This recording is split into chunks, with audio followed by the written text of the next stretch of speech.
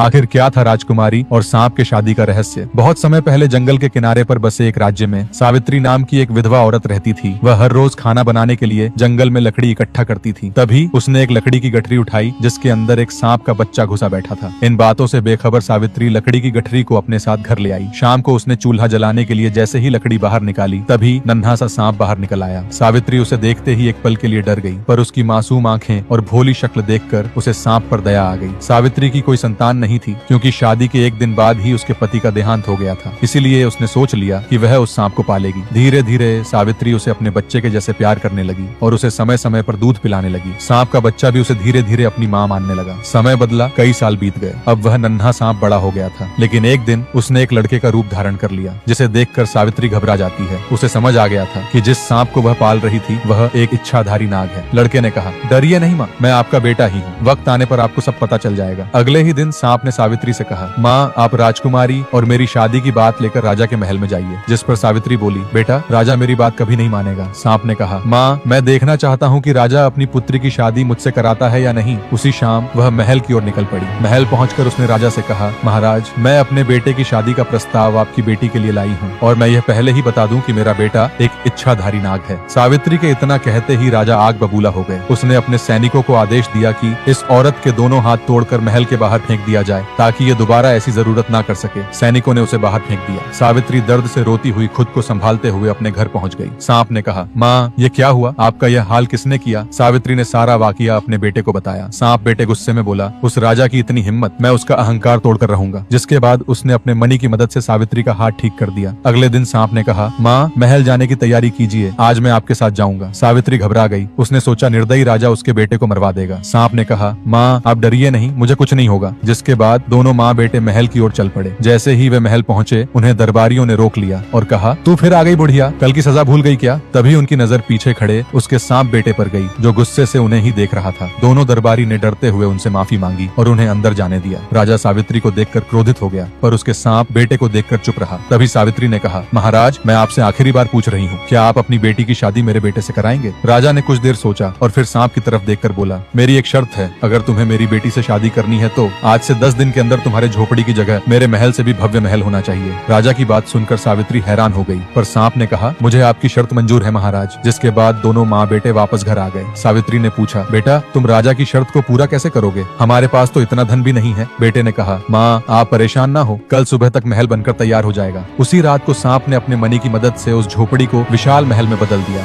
और उसके चारों ओर कई सैनिक रखवाली करने लगे। अगली सुबह राजा दरबार में बैठे थे। तभी एक सैनिक भागते हुए आया और बोला, महाराज बाहर चलकर देखिए, गजब हो गया है। राजा भागता हुआ बाहर आया। उसके ठीक सामने एक सुंदर सा महल था जिसे देखकर राजा अचंभित रह गए। उन्हें अपनी आंखों पर विश्वास नहीं हो रहा था। तभी रानी भी वहाँ आ गई जिसे देखकर राजा रोने लगे और सारा वाकया अपनी पत्नी को बताया कि किस तरह उसने सावित्री और उसके सांप बेटे से शर्त लगाया था, जिसे सुनकर रानी भी रोने लगी। इधर दूसरी ओर सांप शादी करने के लिए घोड़े पर बैठकर निकल पड़ा। राजा ने शर्त के मुताबिक उसकी शादी अपनी पुत्री से करवा दी और राजकुमारी भी बिना चेहरा देखे उसके साथ उसके महल आ जाती है। रात को जब सांप अपनी पत्नी को देखने के लिए कमरे में आता है तो राजकुमारी उसके शरीर को देखकर डर गई, लेकिन तभी एक तेज रोशनी हुई और सांप एक बेहद खूबसूरत नौजवान बन गया, जिसे देखकर राजकुमारी हैरान रह गई। लड़के ने कहा, डरो नहीं राजकुमारी, मैं तुम्हें नुकसान नहीं पहुंचाऊंगा। अभी जो तुमने देखा, मैं रात को मनुष्य का रूप धारण कर सकता हूँ, यह किसी को मत बताना। राजकुमारी ने घबराते हुए कहा, तुम कौन हो और यह बात किसी को पता चल गई तो क्या होगा? लड़के ने कहा, मेरा नाम यश है और मुझे श्राप मिला है कि अगर मेरी पत्नी ने किसी को मेरी सच्चाई बता दी तो मुझे दुनिया के किसी ऐसे जगह पर कैद कर दिया जाएगा जहाँ इंसानों का जाना नामुमकिन है। राजकुमारी ने सहमति के साथ कहा, ठीक है स्वामी, मैं ये बात किसी से नहीं कहूंगी। दूसरी तरफ राजा अपनी बेटी की चिंता में डूबा था। वह सोच रहा था, मेरी बेटी किस हाल में होगी, कहीं उस सांप ने मेरी बेटी को नुकसान पहुंचाया हो तो। अगले दिन राजा खुद एक भिखारी का भेष धारण कर चुपचाप सांप के महल में घुस जाता है। राजा ने भीतर जाकर देखा तो उसकी बेटी बिल्कुल खुश और सुरक्षित थी। उसने सोचा भी नहीं था कि यह देखने को मिलेगा। जिसके बाद राजा अपने महल लौटकर सारी बात रानी को बताते हैं। कुछ ही दिनों बाद महल में राजभोज होने वाला था, जिससे राजा ने एक सैनिक को बुलाया और अपनी बेटी और सांप दामाद को आमंत्रित करने के लिए पत्र भेजा। यश ने राजकुमारी से कहा, पहले तुम अपने मायके जाओ, मैं राजभोज के दिन इंसानी रूप में वहाँ आ जाऊंगा। जिसके बाद राजकुमारी अपने महल आती है। रानी उसे देखते ही रोते हुए बोलती है, हमने तुम्हारे साथ बहुत गलत किया है बेटी। राजकुमारी ने कहा, माँ मैं अपने पति के साथ बहुत ज्यादा खुश हूँ, आप लोग चिंता मत कीजिए, वह मेरा अच्छे से ख्याल रखते हैं। अगली शाम राजभोज शुरू हुआ। पूरे समारोह में खुशी का माहौल था और सांप भी अपना इंसानी रूप लेकर महल में पहुंचता है, जिसे देखकर सारे मेहमानों की आंखें फटी रह गईं। सारे लोग सोच में डूब गए कि यह नौजवान कौन है और कहां से आया है। तभी तभी रानी अपनी बेटी के पास आई और बोली, देखो कितना सुंदर नौजवान है, काश दामाद जी भी इनके जैसे सुंदर होते। रानी की बात सुनकर राजकुमारी क्रोधित हो गई। उसने कहा, माँ आप मेरे पति की बदसूरती का मजाक बनाना बंद कीजिए। आप जिस नौजवान को देख रहे हैं वह कोई और नहीं मेरे पति हैं। राजकुमारी के इतना कहते ही अचानक यश वहाँ से गायब हो गया, क्योंकि राजकुमारी भूल गई थी कि यश ने उसे राजभोज में आने से पहले बताया था कि उसकी सच्चाई किसी को पता न चले। यश के गायब होते ही राजकुमारी उसे पागलों की तरह ढूंढने लगी, पर यश का कहीं पता नहीं चला, जिससे राजकुमारी फुट फुट कर रोने लगी। राजा ने कहा, बेटी मुझे बताओ आखिर क्या हुआ है तुम्हें। राजकुमारी ने कहा, मैंने माँ को अपने पति की सच्चाई बता दी कि वह रात में इंसान का रूप धारण कर सकते हैं, जिसके कारण मेरे पति मुझे छोड़कर हमेशा के लिए चले गए। अब वह कभी नहीं आएंगे। रानी ने कहा, मुझे माफ कर दे बेटी, यह सब मेरी गलती है। तभी राजकुमारी बोली, मैं अपने पति को ढूंढ कर रहूंगी, चाहे मुझे कितनी भी मुसीबतों का सामना करना पड़े। जिसके बाद राजकुमारी उन्हें ढूंढने के लिए निकल पड़ी। वह जंगल में पागलों की तरह भूखी प्यासी भटकती रही, पर यश का कहीं पता नहीं चला। राजकुमारी थकी हारी एक साधु के कुटिया के सामने बेहोश हो गई। साधु ने उसे अपनी कुटिया में ले जाकर होश में लाया। उसने कहा, बेटी तुम कौन हो और इस वीरान जंगल में अकेली क्या कर रही हो। राजकुमारी ने रोते हुए कहा, बाबा मैं पड़ोसी देश की राजकुमारी हूँ और इस जंगल में अपने पति को ढूंढ रही हूँ, जो किसी अज्ञात जगह पर कैद हो गए हैं। साधु ने कहा, बेटी मुझे विस्तार से बताओ, आखिर तुम्हारे साथ हुआ क्या है। राजकुमारी ने शुरू से अंत तक सारी बात साधु को बता दी, जिस पर साधु बोले, बेटी तुम्हारे पति के बारे में सिर्फ समुद्र की सुनहरी जलपरी ही बता सकती है, पर वहाँ तक पहुँचना आसान नहीं है। तुम्हें एक राक्षस से बचकर उस जलपरी तक पहुँचना होगा। राजकुमारी ने कहा, बाबा मैं अपने पति को ढूंढने के लिए कोई भी खतरा उठा लूंगी। जिसके बाद साधु ने उसे कुछ फल और एक जादुई माला दी और फिर राजकुमारी सफर के लिए निकल पड़ी। चलते चलते वह एक मायावी सूखे जंगल में पहुंच गई, जहां उसे एक खरगोश मिला जो भूख से तड़प रहा था। राजकुमारी ने उसे एक फल दिया, जिसे खाकर खरगोश बोला, शुक्रिया राजकुमारी, तुमने मेरी जान बचा ली, पर तुम इस खूंखार जंगल में क्या कर रही हो। लेकिन तभी वहाँ पर राक्षस आ जाता है, जिसे देखकर राजकुमारी घबरा जाती है और खरगोश वहाँ से भाग जाता है। पर राक्षस राजकुमारी को पकड़कर अपने गुफा में कैद कर देता है। लेकिन उसी रात वह खरगोश गुफा में घुसकर राजकुमारी को आजाद कर देता है और दोनों राक्षस से बचकर निकल जाते हैं। जिसके बाद राजकुमारी और खरगोश जंगल में भटकते हुए समुद्र के पास पहुंच गए। राजकुमारी ने रोते हुए हाथ जोड़कर जलपरी को बुलाया। जलपरी आई और बोली, कौन हो तुम और मुझसे क्या काम है। राजकुमारी बोली, हे जल की रानी, मैं अपने सांप पति को ढूंढ रही हूँ, जो अचानक कहीं गायब हो गए हैं। कृपया आप मुझे उनका पता बता दें, वरना मैं अपने प्राण यहीं त्याग दूंगी। जिसे सुनकर जलपरी मुस्कुराते हुए बोली, चिंता मत करो राजकुमारी, तुम्हारे पति बिल्कुल सही सलामत हैं, पर वह समुद्र पार के दूसरे द्वीप पर एक खूंखार डायन के कब्जे में है, जो उसकी आत्मा को अपना गुलाम बनाना चाहती है। राजकुमारी बोली, वो डायन चाहे जितनी भी खतरनाक क्यों न हो, मैं उसे हराकर अपने पति को सही सलामत लेकर आऊंगी। बस आपसे एक आखिरी विनती है कि मुझे समुद्र पार उस द्वीप तक पहुंचा दे। जलपरी ने कहा, मैं तुम्हें वहां तक पहुंचा तो दूंगी, पर तुम्हें वहां पर अपनी चालाकियों का पूरा इस्तेमाल करना होगा। जिसके बाद जलपरी एक नाव का रूप धारण करती है और राजकुमारी को अपने ऊपर बिठाए हुए कुछ ही घंटों में द्वीप तक पहुंचा देती है। राजकुमारी और खरगोश ने जलपरी का शुक्रिया अदा किया और जंगल के गहरे हिस्से की ओर चल पड़े। चलते चलते वह थककर एक पेड़ के नीचे बैठ गए, लेकिन तभी अचानक उनके सामने एक डायन प्रकट होती है, जिसे देखकर राजकुमारी डर जाती है। डायन ने कहा, तुमने मेरे जंगल में आने की जरूरत कैसे की, इसकी सजा तुम्हें भुगतनी होगी। और फिर डायन राजकुमारी को पकड़कर अपने गुफा में ले आती है। तभी राजकुमारी की नजर गुफा में रखे पिंजरे की तरफ जाती है, जिसमें उसका सांप पति कैद था। यश ने भी अपनी पत्नी को देखकर पहचान लिया और फिर डायन के बाहर जाते ही राजकुमारी ने अपने पति को आजाद किया और गले लगकर रोने लगे। लेकिन डायन ने छुपकर उन्हें देख लिया था और सोचा, मुझे पहले से पता था कि ये दोनों पति पत्नी हैं। जब शाम में डायन अपने गुफा में लौटी तो उसने राजकुमारी और उसके पति को पेट भर खाना खिलाया, ताकि वह दोनों को बाद में मजे से खा सके। अगले दिन डायन शिकार पर जाने से पहले राजकुमारी से कहती है, मेरे लौटने के बाद मुझे बर्तन भर के इंसानी खून चाहिए, वरना तुम्हारे खरगोश दोस्त का अंजाम बहुत बुरा होगा। इतना कहकर वह वहाँ से चली गई। डायन की बात सुनकर राजकुमारी चिंतित हो गई। उसने अपने हाथ काट लिए और खून से बर्तन भरने की कोशिश करने लगी। तभी वहाँ पर उसका सांप पति आ गया और बोला, यह तुम क्या कर रही हो। राजकुमारी बोली, स्वामी डायन ने मुझे चेतावनी दी है कि अगर मैंने शाम तक बर्तन भर के इंसानी खून उसे नहीं दिया तो वह मेरे खरगोश दोस्त को मार देगी। यश ने थोड़ी देर सोचा और बोला, मेरी प्रिय पत्नी, तुम अपने हाथ के खून को रोको, मैं कुछ करता हूँ। जिसके बाद सांप जंगल की ओर गया और एक हिरण का शिकार कर ले आया और उसके खून से बर्तन को भर दिया। तभी डायन भी वहाँ आ गई और बोली, मेरा खून से भरा बर्तन कहाँ है। राजकुमारी बोली, बर्तन तैयार है, ये लीजिए। डायन ने खून पिया, पर उसे बिल्कुल भी शक नहीं हुआ कि यह खून किसी जानवर का है। रात को डायन गंभीर होकर सोचने लगी, आखिर यह लड़की इतना खून कहाँ से ले आई, जरूर इसमें इसकी और इसके सांप पति की साजिश है। अगली सुबह डायन ने राजकुमारी से फिर कहा, आज शाम तक मुझे इंसानी मांस चाहिए, वरना मैं तुम्हें खा जाऊंगी। जिसके बाद डायन वहाँ से चली जाती है, लेकिन सांप के दिमाग में एक और चालाकी तैयार थी। वह फिर जंगल गया और एक शेर का शिकार कर ले आया। दोनों ने मांस के छोटे छोटे टुकड़े किए और उसमें अपना खून मिला दिया। लेकिन डायन वहाँ नहीं थी, वह गुफा के बाहर खिड़की से छुपकर सब देख रही थी। डायन गुस्से में गुफा के अंदर आई और बोली, मुझे पहले से संदेह था कि तुम दोनों कुछ साजिश कर रहे हो, अब मैं तुम दोनों को खा जाऊंगी। जिसके बाद डायन ने राजकुमारी और यश को पिंजरे में कैद कर दिया और खुद उन्हें पकाने के लिए आग जलाने लगती है। तभी राजकुमारी बोली, स्वामी इस डायन को कैसे हराया जाए, यह तो हमें मार डालेगी। यश ने कहा, मैंने कई बार सुना है कि डायन की शक्ति उसकी चोटी में होती है, अगर उसकी चोटी को काट दिया जाए तो वह मर जाएगी, पर हम इस पिंजरे से बाहर कैसे निकलें? तभी राजकुमारी को याद आया कि साधु बाबा ने उसे एक जादुई माला दी थी जिसका इस्तेमाल बुरे वक्त में करना था। राजकुमारी और यश ने उस माला का उपयोग किया और पिंजरे से बाहर निकल आए, पर डायन ने उन्हें देख लिया और राजकुमारी को पकड़ लिया। वह राजकुमारी को मारने वाली ही थी, तभी यश ने उसकी चोटी काट दी। डायन दर्द से चिल्लाने लगी और अचानक वहाँ से गायब हो गई और यश का श्राप भी टूट गया, जिसके बाद राजकुमारी और यश अपने राज्य लौट आए।